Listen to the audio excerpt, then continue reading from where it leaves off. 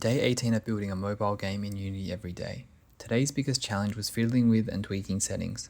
I saw a video on YouTube of someone playing a game where you roll dice to defeat monsters. I thought it'd be cool to have a snooker kind of game. I was imagining a dungeon tavern where you challenge goblins to snooker to defeat them. I ended up going with a merge mechanic instead because it was simpler.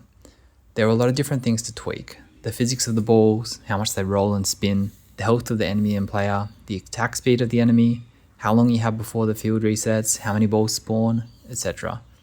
If I was developing this game for release, I imagine half the time would be tweaking at least. I probably changed the ball linear damping a dozen times in as many minutes. In the end, when I tested it, I also found out the field was too big, you couldn't properly click and drag. The game was balanced on the extremely hard side of the spectrum. Victory is possible, but only if you never miss a shot.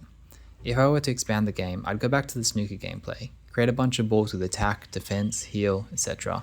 When you sink a ball, you get that effect.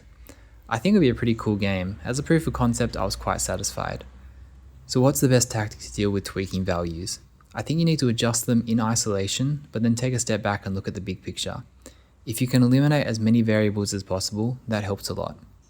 For example, if I said, okay, the player definitely only has 10 HP, and I want fights to last 30 seconds at most, then I know the goblin needs to deal 1 damage every 3 seconds.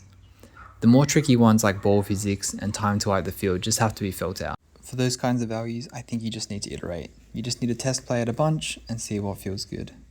When I first tested this game, the balls had a lot of damping, they stopped pretty quickly, and the field was quite big. Straight away I noticed that it was really hard to hit the balls that were close to the edge because you couldn't drag them very far. Since you couldn't drag very far when hitting the ball moved very slowly, and because of the damping it didn't go very far either. So the fix was to adjust the entire size of the field. This was the first test after about 3 hours, and then I went back and adjusted the field.